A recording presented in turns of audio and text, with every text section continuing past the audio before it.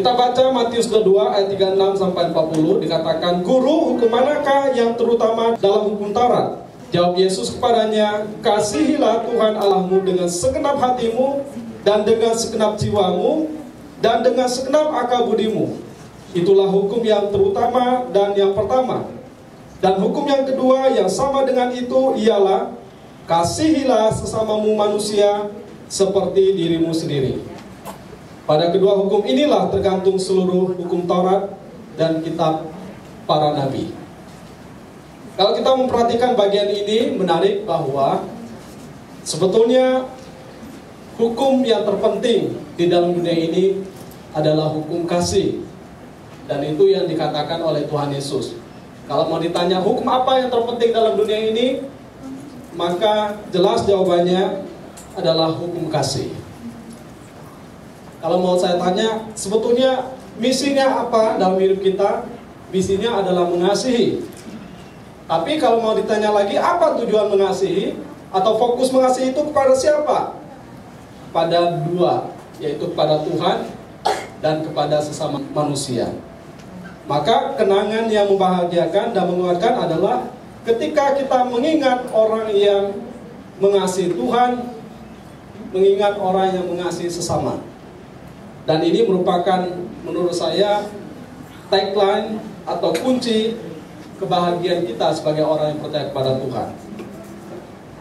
Maka ada suatu perkataan Pak Ben kepada saya, "Pak Niko, saya bukan full timer, tapi saya full heart." Ya, menarik ya. Jadi dia bukan seorang full timer seperti saya sebagai pendeta, tetapi dia adalah seorang yang full secara hatinya untuk Tuhan. Ya, ternyata ada gurunya juga di sini. Jadi saya tanya juga, kira-kira ungkapan kalimat ini dari siapa? Katanya ngikutin pemuritan. Jadi menurut saya cukup berhasil karena Pak Ben bisa mengingat bahwa dia secara pribadi tidak full timer, tetapi secara pribadi dia merasa dia full heart untuk Tuhan. Dan ini memberikan satu refleksi kepada saya. Banyak orang yang full timer tetapi tidak full heart ya. Tetapi ada orang yang tidak full timer tapi full heart. Nah, dalam bagian ini kita dimengerti bahwa memang seharusnya ya kalau bisa full timer itu lebih bagus. Tapi kalau tidak, sebaiknya kita harus full heart untuk Tuhan dan juga untuk sesama kita. Sehingga memang ringkasnya adalah waktu kita hidup, hiduplah untuk Tuhan. Waktu kita mati, matilah untuk Tuhan. Waktu kita hidup, hiduplah untuk sesama kita. Waktu kita mati, saya mau katakan mati juga untuk membahagiakan orang-orang di sekitar kita. Sehingga sebetulnya di dalam bagian yang kita jalani dalam kehidupan kita ini, kita sudah tahu hukum ini. Tapi masalahnya seringkali kita tidak mengerjakan. Kita tahu hukum kasih kepada Tuhan. Dengan segenap hati, dengan segenap jiwa, dengan segenap kekuatan, dan akal budi kita. Kita tahu juga hukum yang sama, mengasihi sesama manusia. Mengasihi sesama manusia juga dengan segenap hati, dengan segenap jiwa, dengan segenap kekuatan, dan dengan segenap akal budi kita.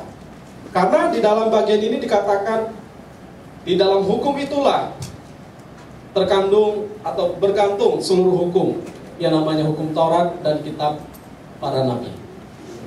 Jadi mau saya ringkaskan bahwa pada akhirnya hidup kita itu dinilai bukan dari berapa gantengnya kita, ya, bukan dinilai dari berapa cantiknya kita.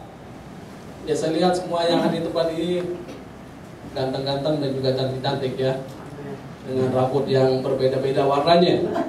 Tetapi yang pasti bahwa pada akhirnya kita juga tidak dinilai dari apakah badan kita gemuk atau kemudian kita kurus, apakah kita sehat atau kemudian sakit. Tidak dinilai dari semuanya itu. Atau untuk konteks sekarang tidak dinilai dari berapa followers kita, subscriber kita, atau orang yang like terhadap media sosial kita. Kita juga tidak dinilai dari apa yang kita makan, dari apa yang kita minum, apa yang kita pakai, ya mungkin itu semuanya bagus, mungkin itu semuanya enak, bahkan mahal dan branded semuanya. Tapi kita tidak dinilai dari semuanya itu pada akhirnya ya. Meskipun mungkin kita untuk keadaan sekarang kita membutuhkannya. Kita tidak dinilai dari berapa mobil yang kita miliki, berapa mewah mobil yang kita miliki, atau rumah kita megah atau besar, kita tidak dinilai dari semuanya itu. Alkitab berkata bahwa buat apa kita memiliki segalanya di dalam dunia ini, tapi pada akhirnya kita kehilangan nyawa kita. Dan Alkitab juga berkata bahwa lebih baik kalau kita hidup untuk Tuhan, dan kalau kita mati untuk Tuhan. Kita tidak dinilai juga dari berapa jumlah tabungan yang ada di rekening bank kita. Pada akhirnya ya, kita juga tidak dinilai dari berapa jumlah karyawan kita, berapa perusahaan kita, apa tinggi jabatan kita, dan semuanya. Karena hukum yang pertama ini pada akhirnya menyimpulkan, akhirnya kalau kita mau dinilai dari sejauh mana kita mengasihi Tuhan, sejauh mana kita mengasihi sama kita. Saya pernah diundang oleh seseorang untuk datang ke rumah sakit, hanya berdoa supaya dia bisa kentut. Bayangkan, dia sudah bermasalah dengan perutnya, dia tidak bisa kentut selama 2 minggu. Kemudian ya dikatakan karena bermasalah tidak bisa buang air dan sebagainya, jadi perutnya makin mengembung dan besar. Dikatakan kalau lebih lama dari itu orangnya akan lewat. Sepertinya lucu, karena gara-gara nggak bisa kentut, pendeta harus datang ke rumah sakit mendoakan. Bayangkan doa saya kepada Tuhan, Tuhan,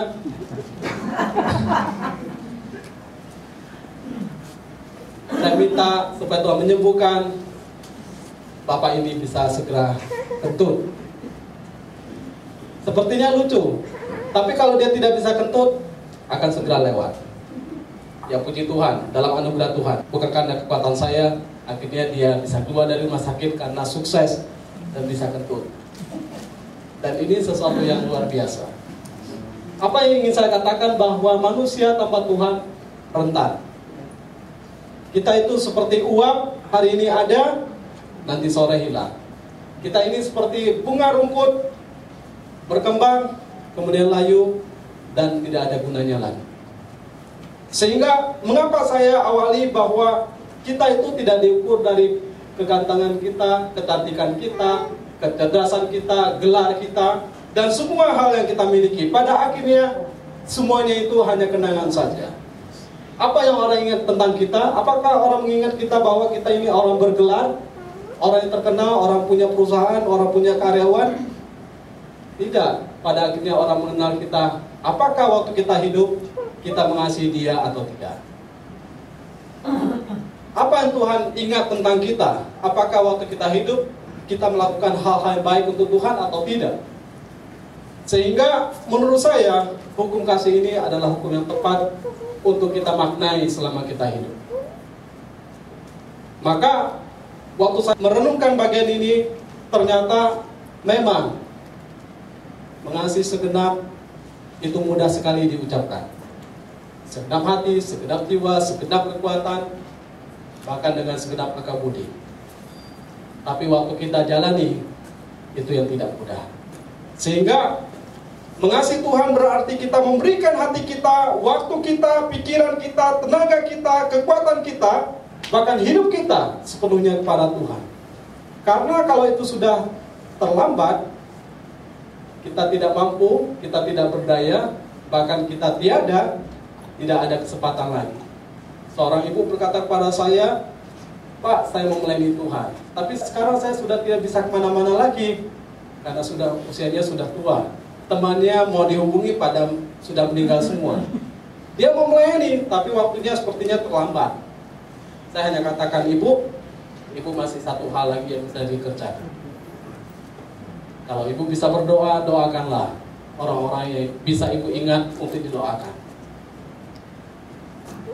Atau misalnya ada keuangan untuk mendukung orang lain, bisa juga dikerjakan. Jangan sampai terlewat, kemudian waktu kita terbuang dengan percuma. Karena dikatakan di dalam Alkitab, untuk segala sesuatu di muka bumi ini ada masanya, ada waktunya. Ada waktu kita lahir, ada waktu kita mati, ada waktu kita menangis, ada waktu kita tertawa, ada waktu kita memberi. Kalau mau saya tambahkan, ada waktu kita juga mau memberi, sudah tidak berdaya untuk melakukan. Maka kesempatan yang terbuka harus kita kerjakan, kita lakukan. Dalam bagian ini, ya kita diingatkan. Pemazmur juga berkata, kalau kita kuat paling lama 70, 80.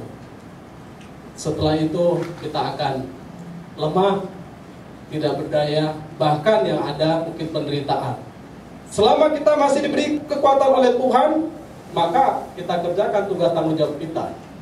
Ya, dalam pelayanan, terutama dalam mengasihi Tuhan, jangan sampai kita abai, kemudian kita merasa terlambat, kemudian kita menyesal dan menangis, tidak ada artinya. Sehingga kalau ada kesempatan untuk melayani di gereja, ya melayanilah Tuhan dengan sungguh-sungguh. Selama masih siang, kita masih bisa mengerjakan tugas tanggung jawab. Karena memang seperti Pak Ben, itu memang waktu Tuhan. Kita tidak tahu kapan waktu Tuhan itu terjadi. Minggu yang lalu kami melayani ada seorang anak yang baru pertama kali datang ke gereja. Kemudian minggu berikutnya dia tabrakan tunggal, kemudian meninggal. Begitu luar biasa rahasia hidup ini. Kita nggak bisa mengerti. Kita mungkin bisa katakan, oh dia karena kecelakaan Pak sehingga meninggal. Ada orang kecelakaan tidak meninggal. Oh mungkin seperti almarhum Pak Ben, karena COVID Pak, maka meninggal. Banyak juga orang kena COVID sampai ngos-ngosan, udah lebih tua dari Pak Ben, ada yang sembuh. Kemudian saya dengar bahwa yang produksi tabung oksigen justru dia meninggal. Ya kan? Kita nggak ngerti rahasia hidup ini. Maka selama kita hidup, ya kita hiduplah untuk Tuhan. Akhirnya kesimpulan saya adalah tidak penting sebetulnya cara kita meninggal, atau di mana kita meninggal, atau sebab apa kita meninggal. Tetapi kita meninggal di dalam siapa, itu yang penting. Atau kita meninggal sudah lakukan apa, sehingga itu bisa menjadi suatu kenangan teladan warisan bagi orang-orang di sekitar kita. Kalau kita sudah meninggal di dalam Tuhan, ya kita berbahagia. Karena juga kita berkata, berbahagialah mereka yang mati di dalam Tuhan.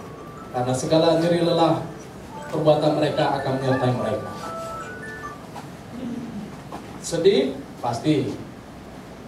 Ya lebih sedih lagi, Brian bilang, kenapa Papi tidak ada acara penghiburan? Ya karena kalau COVID kan nggak ada acara penghiburan, langsung kita ke pemakaman. Ya syukur-syukur kita bisa melihat. Dan memang masih ada kesempatan kita melihat waktu itu. Saya dengan Kak Leci nunggu ya. Dari pagi sampai siang, dari siang sampai malam kita nunggu. Karena memang banyak sekali orang meninggal waktu itu. Ada 30-an lebih ya. Ada Pak Benis ke 33. Ya memang semua ada dalam tangan Tuhan. Pertanyaan kita selalu berkata, mengapa? Kenapa terlalu cepat? Kenapa karena COVID? Kenapa ini dan itu? Tetapi Tuhan yang lebih tahu. Nah, kalau misalnya mau tanya, ya tanya kepada Tuhan kenapa. Tapi yang pasti bagi saya adalah kapanpun kita dipanggil Tuhan, kita harus siap. Maka Alkitab juga berkata, berjaga-jagalah, karena dia datang seperti pencuri. Ya kalau dia ngasih tahu, kita akan siap-siap. Yang nggak rajin pelayanan jadi rajin pelayanan, ya kan? Yang nggak rajin doa jadi rajin berdoa. Yang tadinya nabung luar biasa sampai pelit luar biasa, sekarang menjadi murah hati karena Tuhan sudah kasih tahu. Nah, Tuhan memang nggak kasih tahu, itu suatu misteri yang luar biasa. Tapi ingat, kita harus bekerja selama masih siang dan harus berjaga-jaga. Nanti Tuhan akan datang, kita tidak tahu kapan.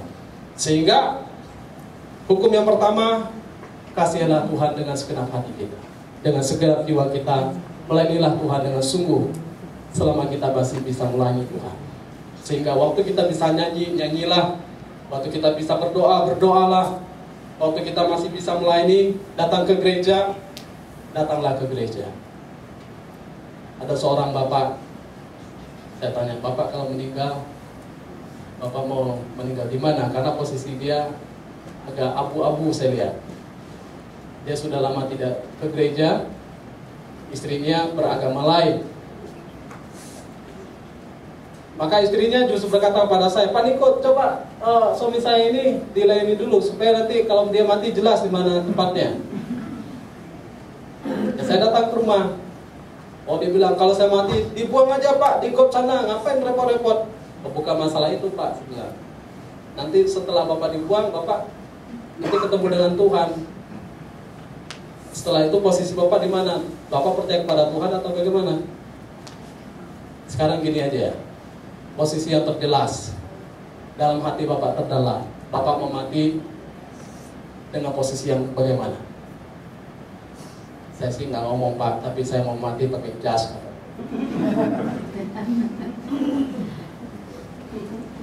Oh itu Kristen Pak, kalau pakai jas sebelah. Maka memang harus kita menentukan posisi hidup kita selama kita hidup selain daripada melayani Tuhan. Bukalah hati kita untuk Tuhan.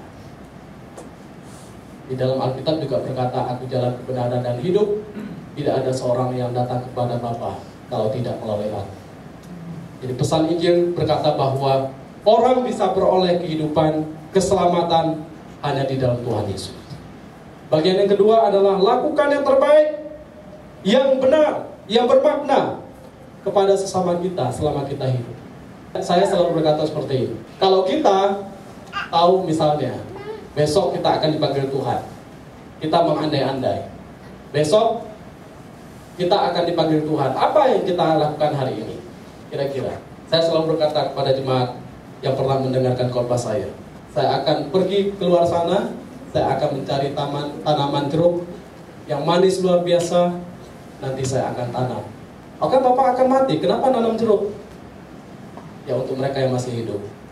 Mungkin mereka akan mengingat saya bahwa saya inilah yang menanam jeruk itu, yang manis itu.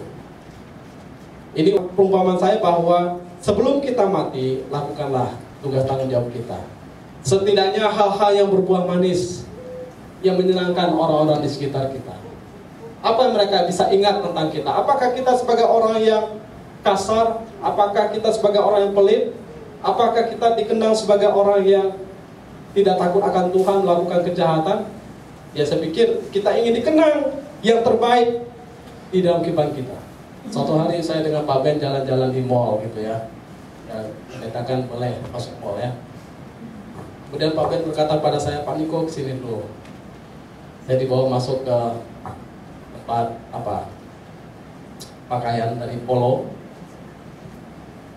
Saya disuruh lihat, ambil aja Pak, pilih saja Pak. Waktu saya lihat harganya, waduh, mikir-mikir juga gitu kan, kalau ngambil seharga itu. Gak apa-apa Pak, saya bukan nunggu-nunggu di situ karena saya melihat baju itu bagus, karena saya suka. Tapi saya berpikir-pikir, ini kalau misalnya saya tabung bukan untuk beli pakaian, ini lebih bagus nih. Ternyata Pak Ben langsung ngambil, langsung dia bawa ke konter untuk dibayar. Harganya luar biasa. Tetapi saya ingat bahwa itulah yang Pak Ben mau lakukan, bahwa dia mau memberikan yang terbaik pada seorang hamba Tuhan. Dan saya sampai hari ini ingat kepada beliau. Kemudian waktu kami menghadiri acara pernikahan seorang teman, Pak Ben sudah membuatkan pulpen buat saya, sengaja ditulis nama pendeta Nikodemus Rindin gitu kan. Waduh, spesial sekali. Saya orang yang datar saja kalau ada surprise dari orang lain, karena saya dari kecil tidak pernah ada surprise dari keluarga saya. Jadi ya kalau kita ulang tahun ya biasa saja. Sehingga waktu Pak Ben memberi seperti itu ya saya biasa saja. Tetapi akhir-akhir kami ketemu, kemudian Pak Ben seringkali mengajak saya foto, dan sampai dia berkata, Brian, Jadi kalau ada pertanyaan-pertanyaan, tanya Pak Niko ya. Kita juga nggak nyangka. Nah, malam berikutnya sebelum saya pergi ke Jogja, maka Pak Ben membeli Pizza Hut yang cukup panjang. Ada sekarang Pizza Hut yang cukup panjang. Kemudian kita makan sebelum kita pulang dan foto. Wah, ini luar biasa. Waktu kami pergi ke Jogja, kemudian kami dengar bahwa Pak Ben terkonfirmasi COVID, dan kemudian Usiana berkata kepada saya, tolong Pak Ben diberi semangat karena sudah malas gerak, makan juga kurang selera. Saya tanya secara khusus, kenapa Pak Ben? Ini Pak, kurang enak badan. Tapi juga saya sempat menguatkan beliau. Setelah itu, karena melihat kondisi kemudian sepertinya agak kritis ya, kami berangkat dari Jogja ke Jakarta. Saya sampai Jakarta kira-kira jam 4, Pak Willy infokan kepada saya bahwa Pak Ben sudah dipanggil oleh Tuhan. Nah, pikiran saya kalau orang kena COVID segera dikuburkan. Sehingga jam 6 saya langsung jalan ke Bintaro. Saya tunggu. Ternyata Bu Leti belum datang ya. Kemudian sampai jam 12 kita tunggu lagi. Belum katanya karena banyak antrian. Jam 6 kita tunggu, jam 6 sore kita tunggu, belum lagi. Tapi saya senang karena ada KMC juga yang menemani. Sehingga meskipun sebetulnya takut, kondisi waktu itu mencekam sekali, ambulan bolak-balik membawa jenazah. Dan sampai waktu almarhum Pak Ben dikuburkan tengah malam itu kira-kira jam 10, kita masih lihat antrian dari ambulan di atas. Tapi yang pasti bahwa Pak Ben bagi saya ya teman yang baik dalam pelayanan. Saya bisa mengingat dia bahwa dia berusaha melakukan terbaik menurut kemampuannya dia. Sehingga memang satu sisi saya sedih karena kehilangan rekan. Tapi sisi lain saya senang karena ada rekan yang berjumpa dengan Tuhan. Maksud saya bahwa ya selama kita masih hidup, lakukanlah hal yang terbaik kepada orang-orang di sekitar kita. Kepada istri kita, kepada suami kita, bahkan kepada orang-orang, kepada jemaat, bahkan kepada pendeta. Karena Alkitab juga berkata di dalam Filipi 4 ayat 8 sampai 9, di sana dikatakan, jadi akhirnya saudara-saudara, semua yang benar, semua yang mulia, semua yang adil, semua yang suci, semua yang manis, semua yang sedap didengar, semua yang disebut kebajikan dan patut dipuji, pikirkanlah semuanya itu. Dan apa yang telah kamu pelajari, dan apa yang telah kamu terima, dan apa yang telah kamu dengar, dan apa yang telah kamu lihat padaku, lakukanlah itu, maka Allah sumber damai sejahtera akan menyertai kamu. Semua yang baik, semua yang mulia, semua yang suci, semua yang manis, semua yang indah-indah itu, yang diperkenan oleh Tuhan, lakukanlah semuanya itu. Saya berpikir bahwa kalau saya meninggal, saya bisa dikenang sebagai orang yang melakukan hal yang terbaik dengan versi saya. Meskipun kita menghadapi tantangan dalam kehidupan ini, tapi menurut saya, kasihilah istri kita, anak kita, suami kita, keluarga kita, sesama kita selama kita hidup. Karena kenangan itu akan berlalu dan kita tidak akan bisa menikmati suasana seperti itu lagi. Saya pernah katakan di tempat saya pelayanan, dulu waktu saya kecil, saya pernah dengan bapak saya mampir di warung. Karena kondisi kami memang sangat minim, maka saya dengan bapak saya hanya mampu membeli nasi dan kuahnya saja. Saya nggak bisa beli lauk, nggak bisa beli sayur malah. Tapi lahap sekali. Tapi waktu sekarang saya bisa membeli hampir semua lauk, hampir semua sayur. Tapi kenangan yang dulu saya tidak bisa ulangi lagi. Dengan kata lain, kenangan kondisi masa lalu kalau sudah lewat ya udah terlewat. Saya ingin katakan bahwa selama kita hidup ini mungkin kita bisa bertemu seperti ini.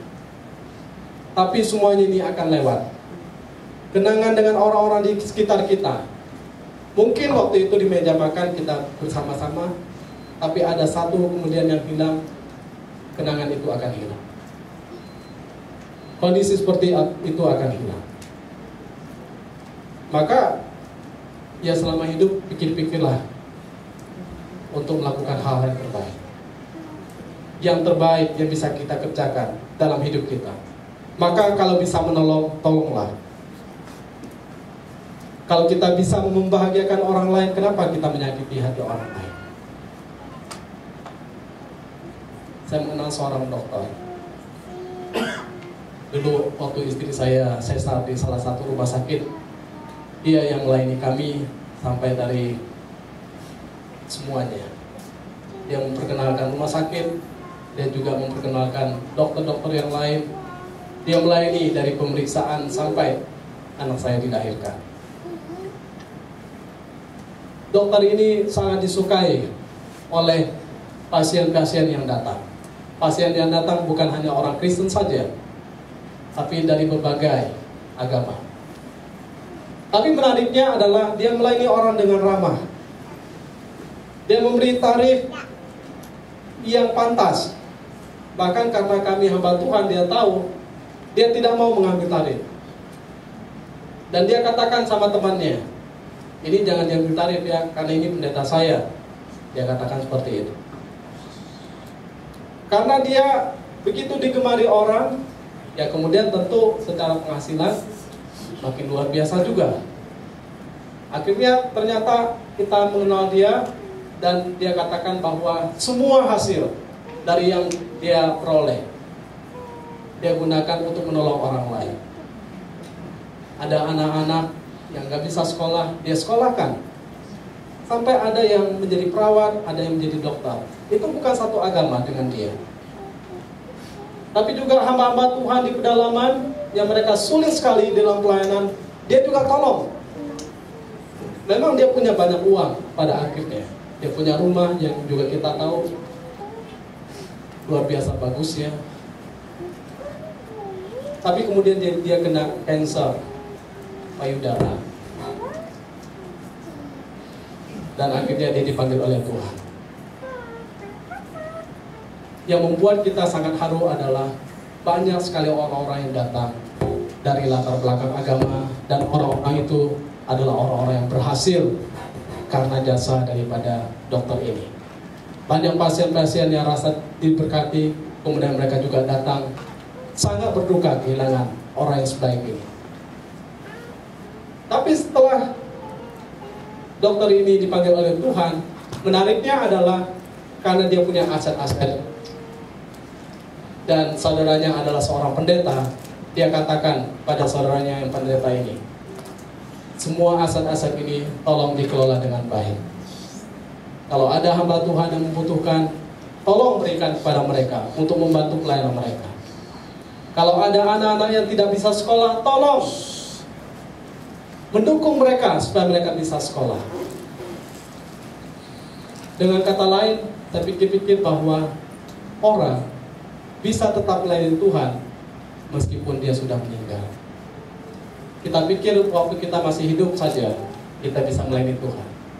Orang bisa tetap mengasihi sesama meskipun dia sudah dipanggil oleh Tuhan. Jadi sebetulnya Bapak Ibu kerja tidak masalah, punya uang banyak tidak masalah. Sama seperti dokter ini, dia punya uang yang banyak, tapi kemudian dia memberikan wasiat kepada saudaranya supaya warisan-warisan ini bisa dikelola dengan baik dan nanti untuk mendukung orang lain. Sehingga saya berpikir bahwa melayanilah bukan hanya sekedar waktu kita hidup, tapi melayanilah sampai kita mungkin sudah di sorga sana bersama dengan Tuhan. Dan saya percaya bahwa seperti Pak Ben, beliau memang sudah dipanggil oleh Tuhan. Tapi saya juga meyakini bahwa dia tetap melayani meskipun dia di sorga sana, melayani keluarga terutama dengan kasih, dengan teladan, dengan hal-hal yang terbaik yang dikerjakan. Sehingga menurut saya kenangan terhadap Pak Ben bukan kenangan yang menyedihkan, tapi kenangan yang menguatkan, yang memampukan kita untuk melihat cinta kasih Tuhan. Jadi, waktu kita bisa hidup, diberi napas hidup ini, maka berikan napas hidup ini yang terbaik untuk hormat kemuliaan nama Tuhan. Dan saya akan tutup dengan suatu kesaksian lagi. Maksud saya adalah supaya kita jangan menyesal ya. Karena kalau udah menyesal itu nggak ada obatnya. Mau kita nangis-nangis di kuburan juga nggak ada obatnya. Maka selama orang itu masih hidup, dia kerjakan yang terbaik. Di Kalimantan itu seringkali orang-orang itu berusaha memperbaiki kuburan orang tuanya atau orang-orang terkasih. Tapi selama hidup, dia tidak pernah melakukan hal-hal yang terbaik untuk orang tuanya. Waktu orang tuanya sudah meninggal, baru dia sibuk potong babi, potong ayam, ngundang orang pesta sana sini. Dia buat keramik, dia buat rumah untuk orang tua. Tapi apa gunanya itu? Meskipun kita berusaha mengenang yang terbaik, lebih baik waktu kita potong babi, ya potonglah babi waktu orang itu masih hidup, ya kan? Dan waktu kita potong ayam, potonglah ayam waktu orang itu masih hidup. Atau memberi keramik, ya buatlah keramik rumah yang bagus selama dia bisa menikmati waktu dia masih hidup. Jangan sampai nanti ketika sudah dipanggil Tuhan menyesal. Karena saya dengar seorang ibu, dia menyesal sekali karena dia tidak bisa melakukan hal yang terbaik. Dan ini merupakan pelajaran juga bagi saya.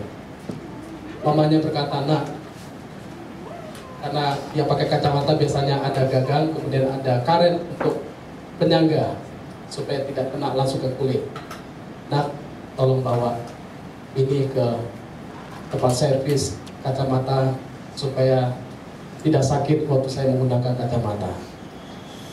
Anaknya punya waktu? Punya. Tapi karena tidak menghiraukan, akhirnya waktunya lewat. Tidak dikerjakan. Kemudian mamanya berkata, "Nak, ya mumpung mama masih sehat, kita pergilah ke Israel. Mama mau lihat Israel." Mungkin karena anak ini sibuk dengan pekerjaannya, dia tidak terlalu menghiraukan perkataan daripada ibu. Tidak lama kemudian mamanya mengalami sakit. Dan mamanya berkata, "Nah, mungkin saya tidak bisa ke Yerusalem yang lama, tapi saya akan pergi ke Yerusalem yang baru." Wah, betapa terpukulnya hati anak. Karena dia merasa harusnya saya bisa menolong mama saya, gagal kacamatanya, karetnya, saya bisa ganti selama dia hidup. Saya bisa harusnya menolong mama saya, membawa mama saya ke Israel selama mama saya hidup. Tapi menyesal karena tidak melakukan. Nah, maka mengasihi sesama berarti kita peduli dengan orang di sekitar kita. Kadang-kadang bagi kita biasa hal-hal seperti itu, tapi bagi orang lain itu luar biasa. Sehingga legalah kita kalau orang yang dikasih oleh kita sudah berusaha melakukan yang terbaik bagi dia, sehingga tidak ada penyesalan lagi. Dan saya meyakini bahwa Ibu Siana, Brian, mereka lega sekali. Meski secara manusia rasa kehilangan pasti ada, tapi karena mereka sudah melakukan tugas tanggung jawab mereka, maka menurut saya ketika kita sudah mengasihi Tuhan, ketika kita sudah mengasihi sesama, itulah kebahagiaan kita.